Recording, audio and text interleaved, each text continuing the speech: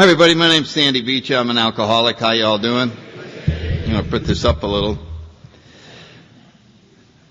Yeah, I came here 42 years ago. I was in the Marine Corps, and another Marine came to my house and picked me up, took me to my first meeting at the Manassas, Virginia group of Alcoholics Anonymous. And the meeting lasted about 5 hours. It was a group anniversary, and they had 1 million people celebrating. They had turkey and ham and square dancing, country fiddles.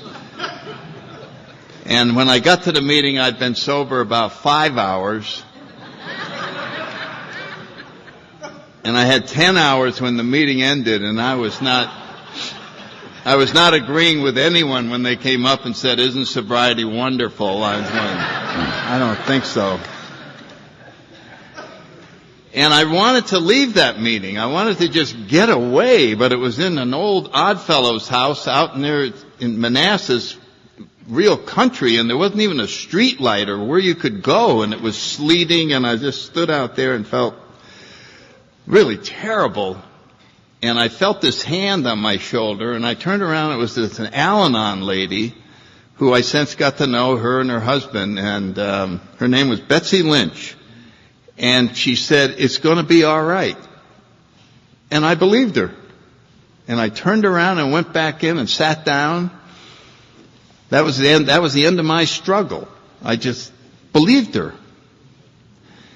And about a month ago, the Manassas group of Virginia was celebrating its 55th year, and they asked me to come and talk at the group anniversary.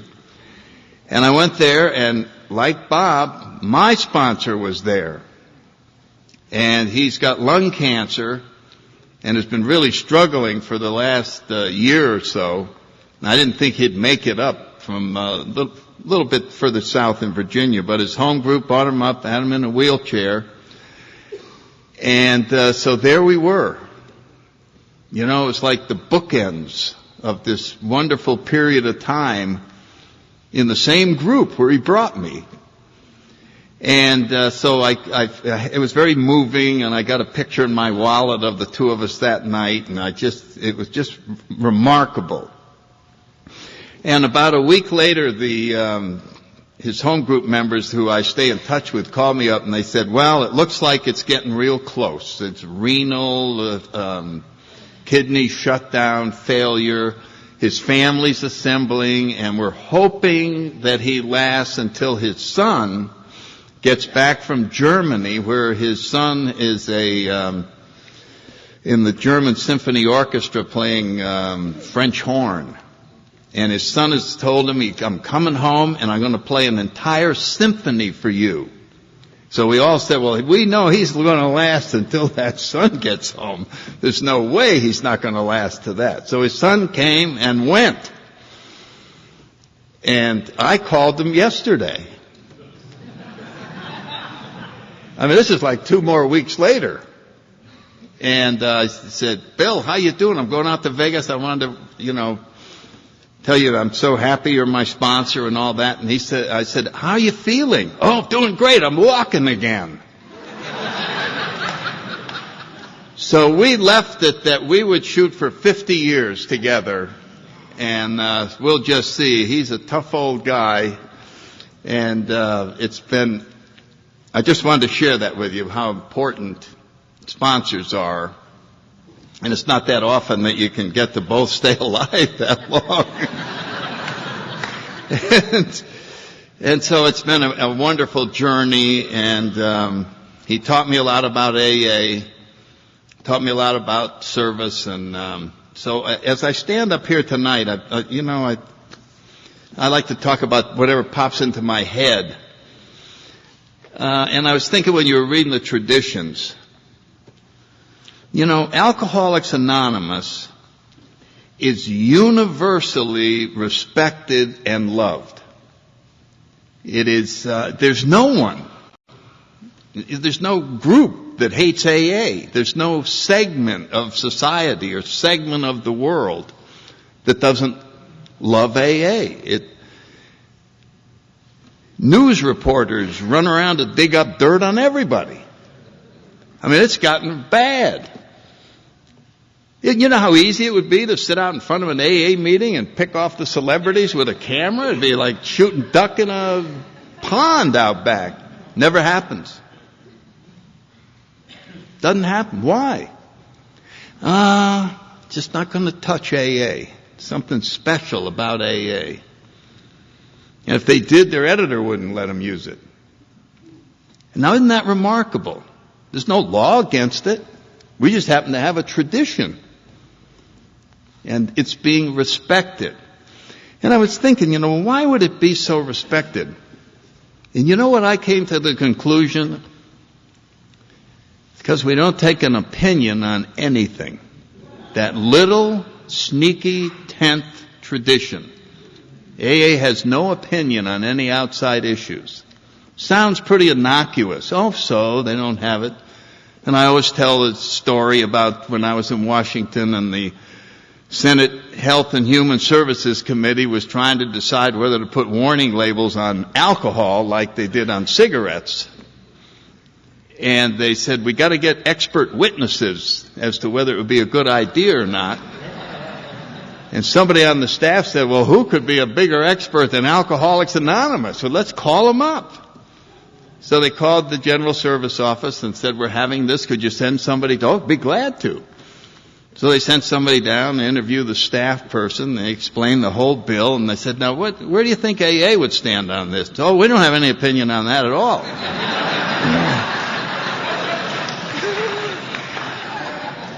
And the senators and the committee staff couldn't believe that someone had no opinion. It was beyond them. They have an opinion on everything, you know what I'm saying? No opinion whatsoever. Now, I have an opinion. Personally, you can have opinions, and I think there should be a warning label, and I can tell you exactly what it should say, so it would do some good. It should say, warning, this bottle may run out.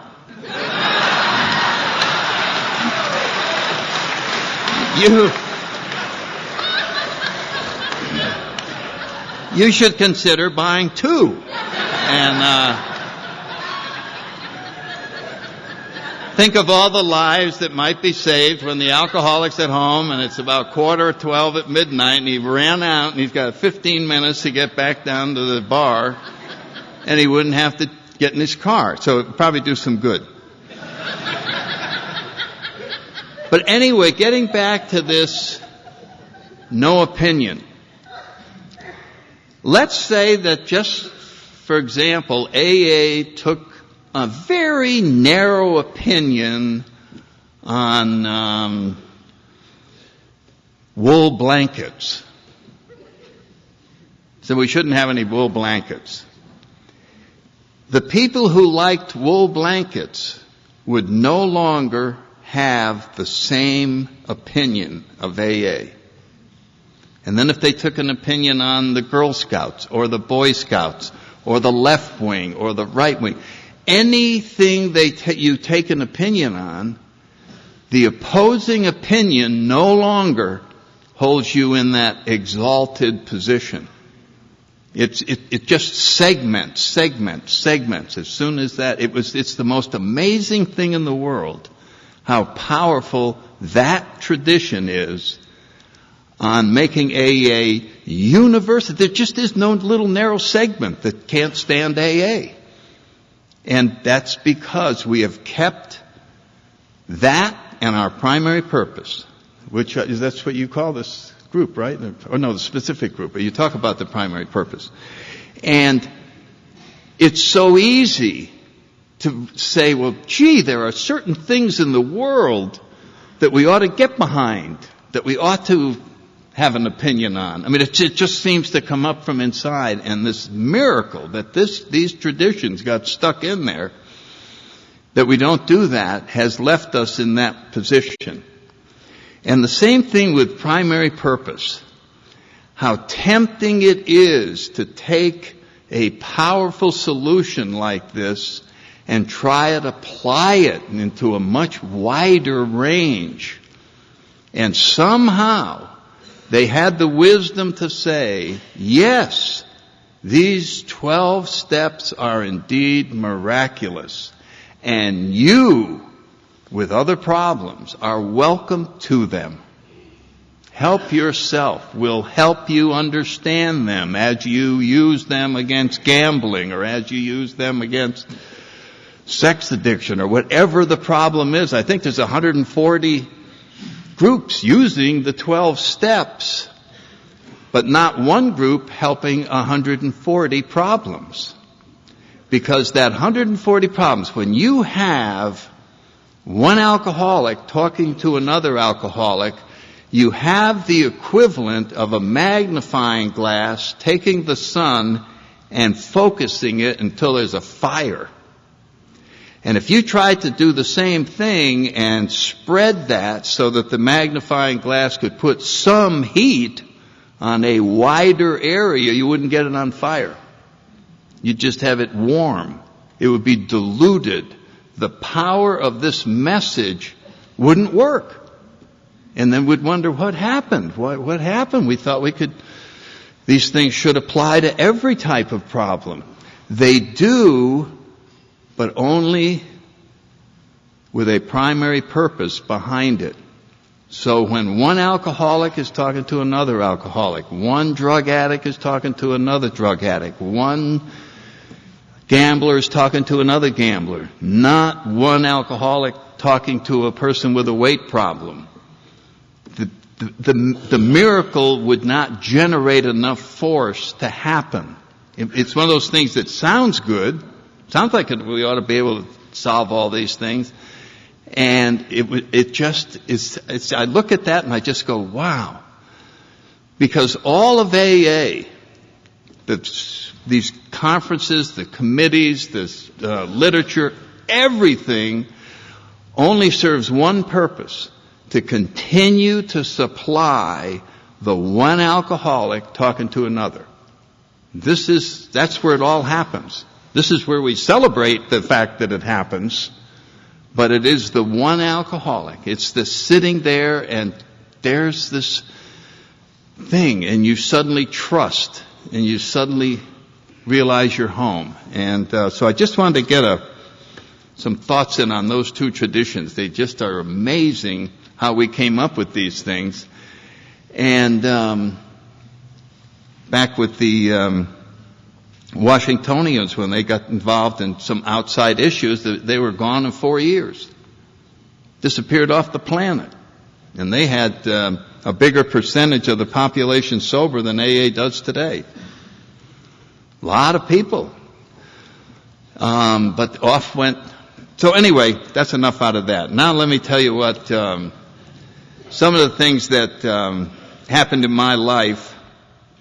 I don't want to tell my whole story. I grew up in the 30s in New England.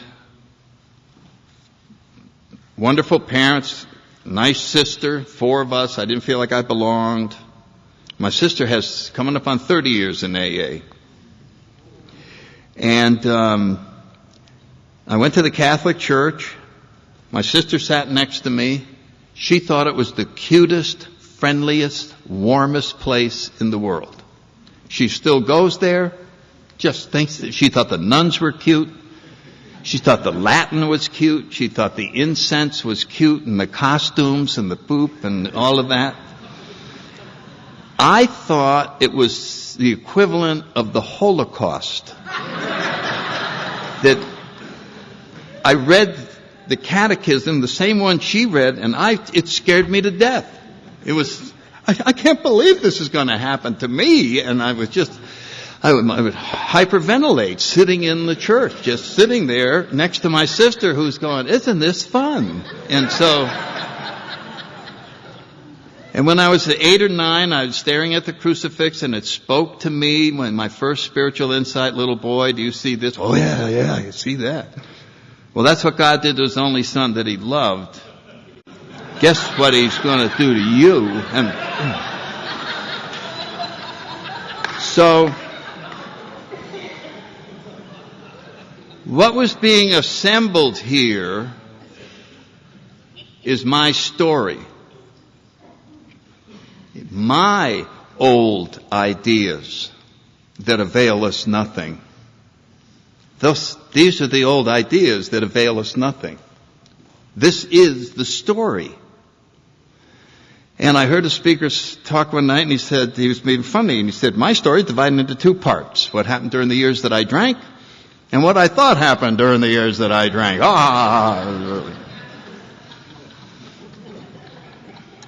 And as you think about it, I could make the same statement about your childhood. Your childhood's divided into two parts. What happened when you were a child and what you thought happened when you were a child. In other words, it's a story. My story is a story that I put together in my little head about what happened. There was this mean uncle who came over. Well, comes to find out, he's a very nice man. He wasn't a mean uncle, but he was in my story. Here's a real mean uncle that came over. The reason I'm saying all this is that if you were to listen to the talks I gave when I had 10 years sobriety compared to now, you'd find out that now I had a much better childhood than I used to.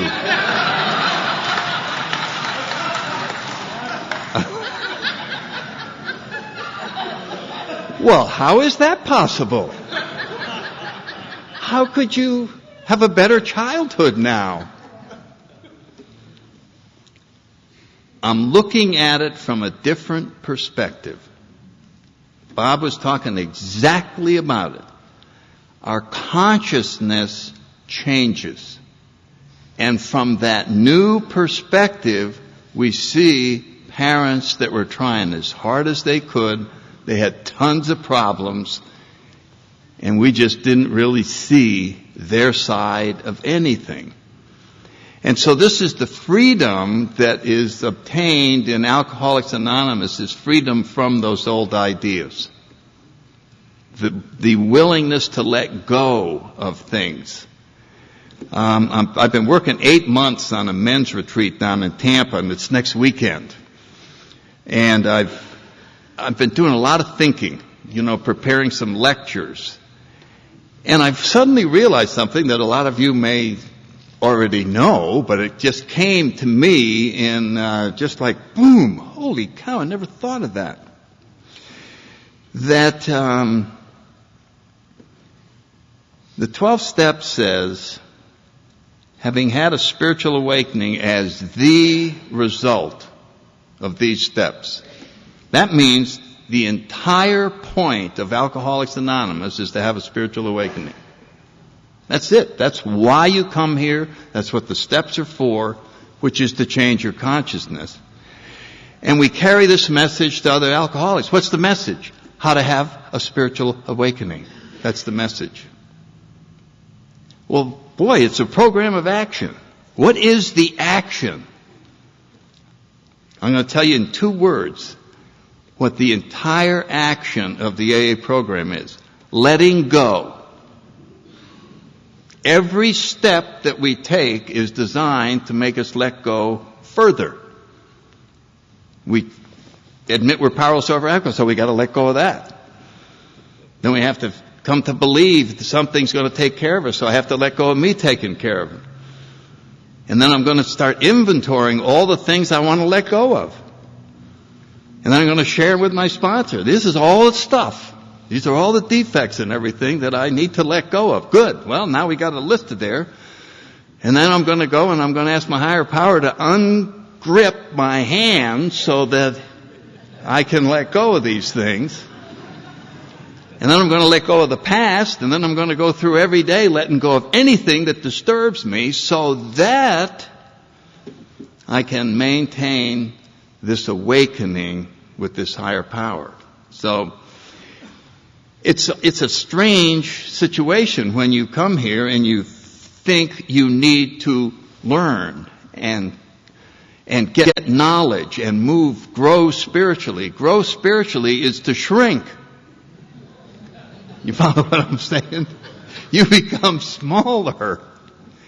And as a matter of fact, you look at all the information you have and you go, whoops, wrong, gone. You don't learn anything, you unlearn. We had a guy, I remember my first month, I didn't know what he was talking about. A little guy, he's a lawyer for the House of Representatives, Charlie Bruton from Alabama. He's been passed away a long time, but I hadn't thought about him in years. And he used to get up there and he'd say, well, you know, it isn't the things you don't know that get you in trouble. It's knowing things for sure that just ain't so.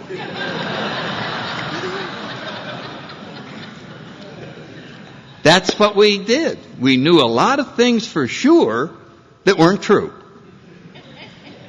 And we lived under the specter of this misinformation and drove ourselves crazy. Drove ourselves crazy that I'm a terrible person living in a terrible world with people you can't trust. There's no such thing as a loving God. And they just said, well, we're just going to have to get rid of everything that isn't true. And pretty soon there was nothing left. You know what I'm talking about? You know, it just, no, that's wrong. Chuck talked about it all the time. Uncover, discover, discard. Oh, wrong again. Look at the 10th step. Oh, what else am I wrong about? Who ever would have thought that we would delight in being wrong? That was the hardest thing for any of us to do, was to admit I was wrong about anything. First time I did it, my sponsor finally said, well, do you see where you're wrong about that? And I said, you know something, Bill, you're right. And he said, no, you're wrong. The same thing. He said, well, say it.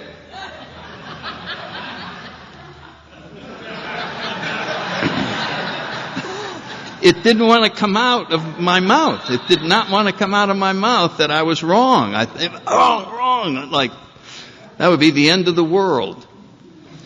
And so it is very paradoxical, a lot of the things that happen in here. That it is, I was in the Marine Corps and they told me the key to the whole thing is surrendering. Just put up a white flag. Complete unconditional surrender. And it seemed like such a foreign thing for somebody to want to do to solve a problem, was to let go of it. And I was thinking, if my higher power came into my room and said, I'm here to help you, what's going on? And I would say, well, I'm really frightened about this situation here. He'd say, well, that's not yours. Give me that. And whatever I brought up, he'd just say, no, you're not supposed to. Who do you think you are? God? Give me that. That's not yours. And I wouldn't have anything left. There wouldn't be anything left. He would have taken everything away from me. And I'd say, what am I supposed to do now? He says, go out and play. Absolutely insist on enjoying life. Your job is to be happy, joyous, and free. I'll take care of all the problems. Sounds too simple, doesn't it? Alcoholics don't like simple things.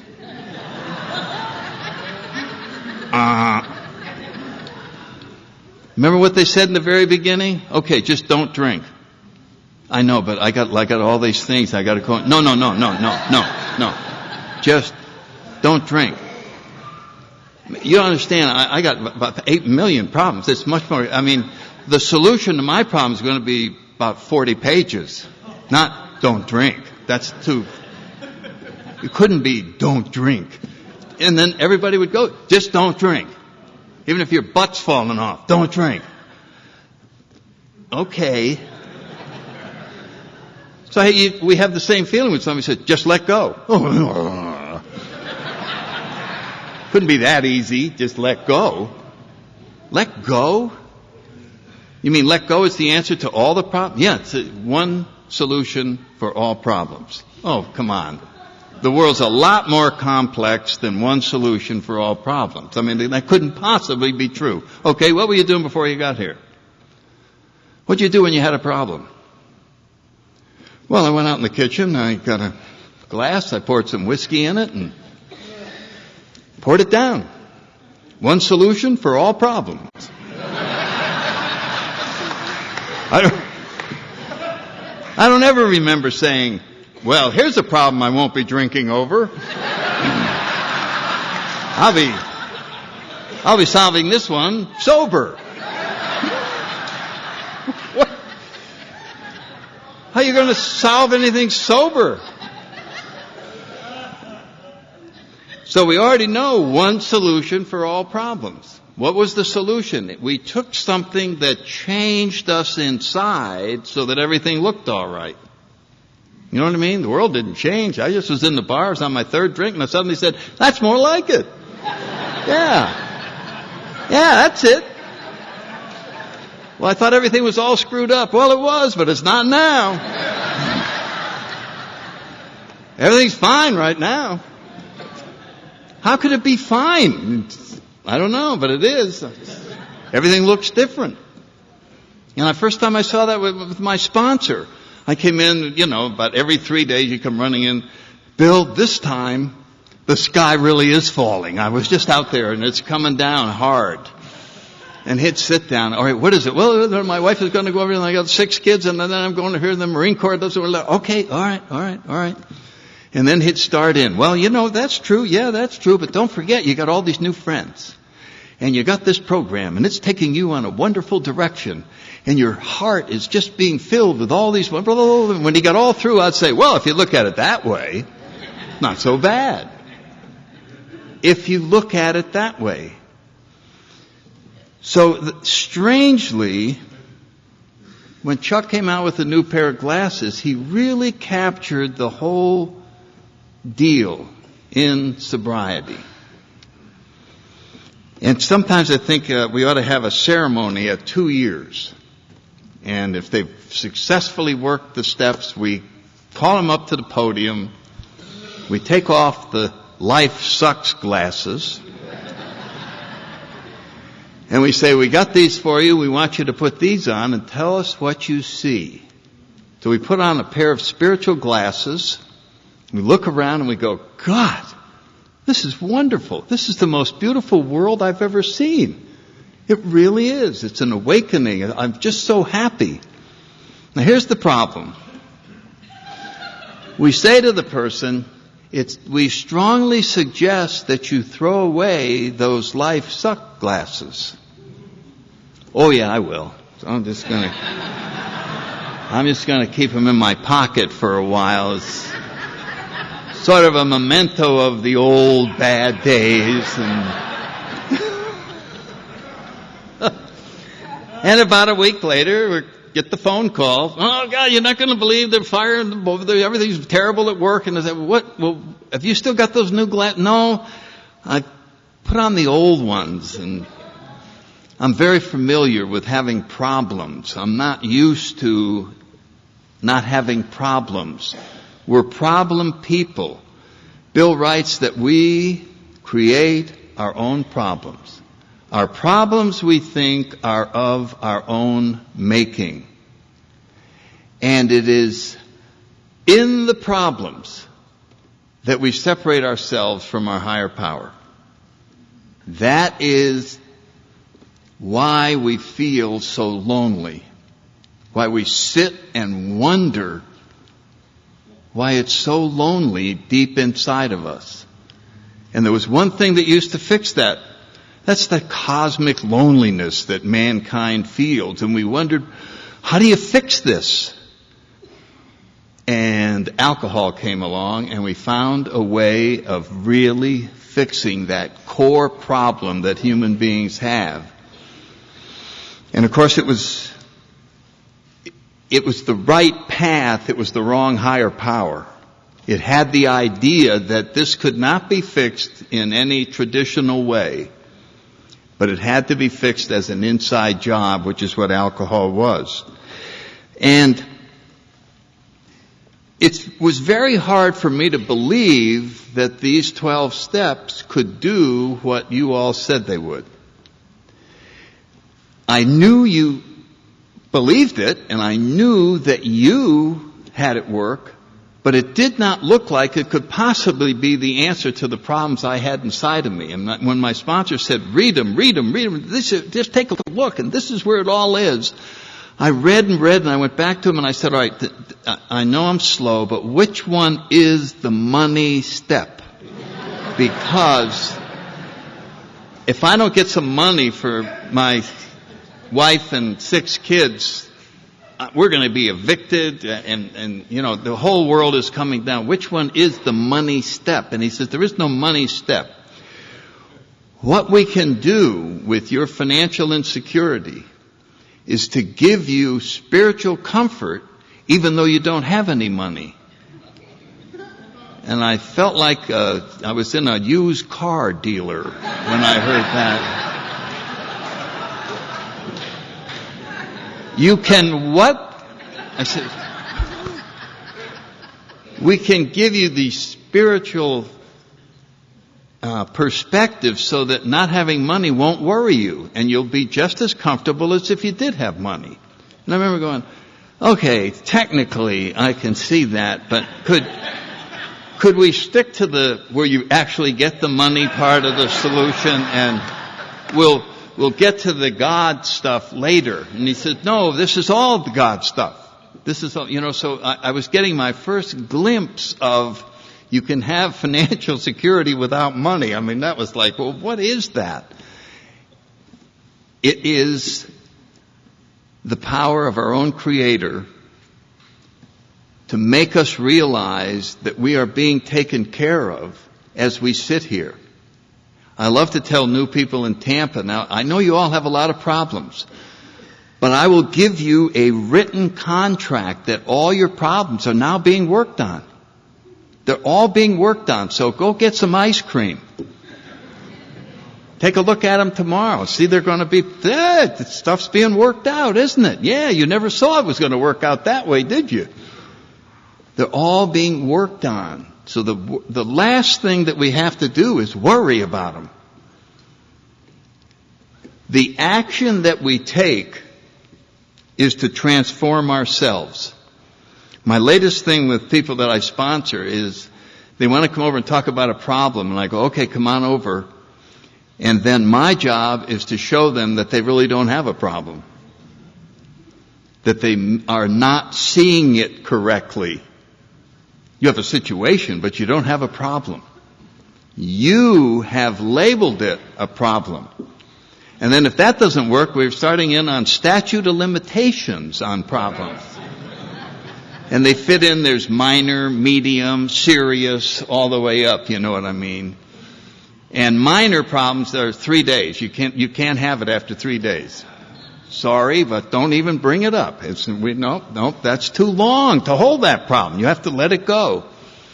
All the way up to 6 months for some major thing. It's all to dramatize the point that the solutions we seek in here are not normal. They're not what we are accustomed to in our own problem solving. One time I was feeling bad and I decided to trick myself into feeling good. Now I don't know if anybody's ever done that. I said, God, you're feeling real depressed and really upset about this issue. Go get the movie section out of the paper. And as soon as I said movie section, I went, yeah, movies. I love movies. I always go there.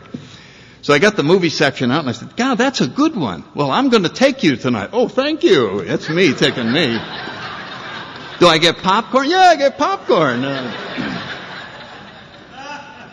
And after a while, I had tricked myself into feeling better. Now, here's the part that we leave out. If we really understand it, we tricked ourselves into feeling bad in the first place. It was us. We just took some situation and made it into a problem. And we went, and the reason that we do this is to maintain this separate identity from our higher power. To maintain the fact that we exist in addition to being a child of God, as Chuck called us. And it's that second identity that we make up that is driving us crazy. It is that story that's going on in our head, that's been going on there since we were a little kid, about all the trouble and this is bad. Oh, I'm so upset. I just found out about this and I just got upset and I found out about that. None of it has to be there.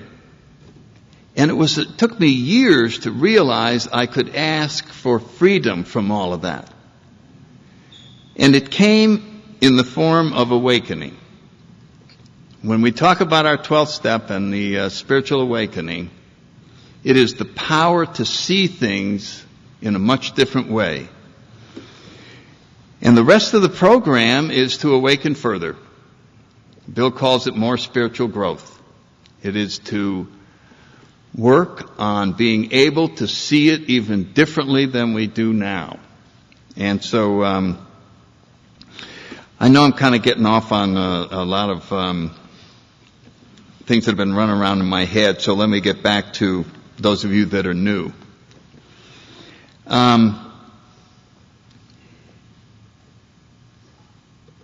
Clancy calls the disease a disease of perception. And when we come in, what we see is a very troubling world. So you're not lying when you look and go, God, just everything's so overpowering. And we agree with you that that's what you see. And alcohol made you see it differently. It was more of a happy world. In here, you're just going to have to take our word that your perspective is going to change very soon, so that you will look at the same world and be quite comfortable in it. That you will look around and it'll make sense. It's like you're in the shower and you can't shave because the mirror is covered with the steam. But if you wait long enough, you'll be able to see very clearly everything. And so right now, the only thing that is troubling you is the inability to see what the other people in this room can see. And you just have to hold our hand and we will take you along until it clears up. And the clearing up is very exciting.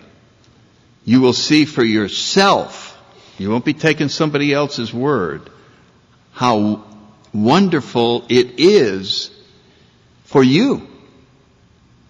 And after that happens, you will be unable to stop yourself from sharing that with the next person. You will be over there in a heartbeat. Yeah, I used to be able to not see worth a damn either. Give me your hand. I'm going to lead you along until you see it. This is kind of like a hologram. My kids had me up. I was up in Baltimore about 15 years ago. I'd never heard of them. And my son had one on the wall, and my grandchildren could see it. They went out there and they said, yeah, if you look up in the left-hand corner, then whoop, it's 3D and you'll see it. And I'm out there and I would be eating dinner and I'd say, I'll be right back. And I'd go back out in the hall and I'd stand out there staring at this thing. Okay, relax. Let's just have your eyes. Just that. It's going to pop in any second. I never saw it. We all went home and I never saw it. Part of me wants to go back there if he still has it, and because everybody else saw it. So, I was thinking about this and an awakening in AA. You know what I mean? It happens sometimes quickly, sometimes slowly. It'll always happen if you go back and stare at that damn thing long enough. So how could you shortcut all that? How could you write a book about how to see a hologram? Well, you could write all you want. Wouldn't help, would it? You'd still have to stand there till you saw it. So this is what we say in here. Keep coming back till the miracle happens. Don't give up on seeking. Don't think just because another 6 months has gone by and that you can't see it yet, that you're not going to see it tomorrow, or maybe in the next minute. It could happen. When it does, this is your ticket into this new level of existence. this now becomes the proof that you've been looking for that the spiritual life is not a theory. Your own personal, I see it. I see it. That is worth being alive for, to have that. There isn't a bigger experience. I can't think of a bigger experience that human beings could have than to see the truth about themselves in that fashion. And once that happens, you're a seeker for more of it. I want more to be revealed. Bill talks about that. I want more to be revealed. I want more. I want to see the whole picture. And this is the organization we're in. We're in this society that we belong to enables us to continue this journey and to share it with those that are coming behind us. I'm out of time, and I just want to tell you how happy I am to have spent my anniversary here with all of you, and God bless. Thanks.